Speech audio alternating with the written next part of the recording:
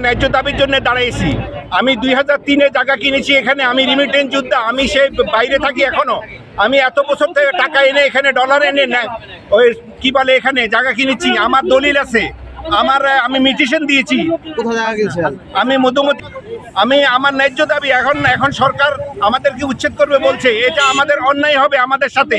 আমরা বৈষম্যের শিকার, আমাদেরকে যেন এটা থেকে বঞ্চিত করে না হয়। আমরা আমরা জীবন দিব, মাটিতে আমি জায়গা দিব না। আমরা এখানে বসবাস করতে চাই। আর আমাদের আমি ইয়াং সময়ে আমরা জায়গা নিয়েছি।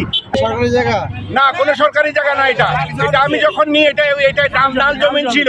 এখানে কোনো ইয়ে ছিল না। এখানে মানুষের জায়গা, এখানে নাল জমি, পুরোটাই নাল জমি। এটা বরাদ আমরা জন্য, এবং আমরা সঠিকভাবে খাজনা দিছি, ট্যাক্স দিছি, বিদ্যুৎ বিল দিছি, সবই দিছি।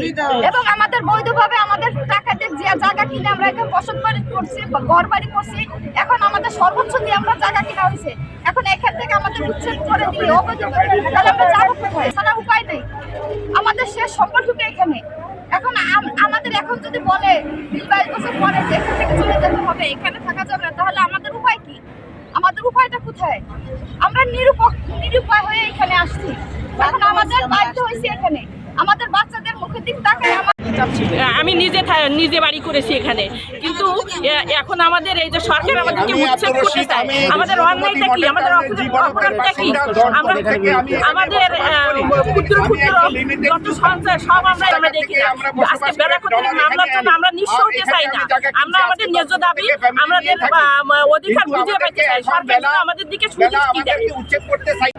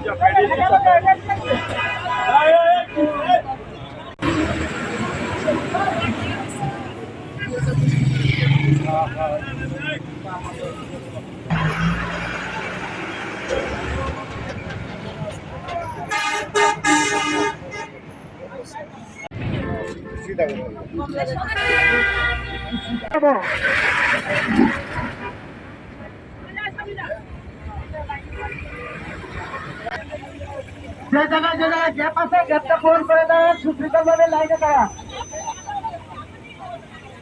রাস্তায়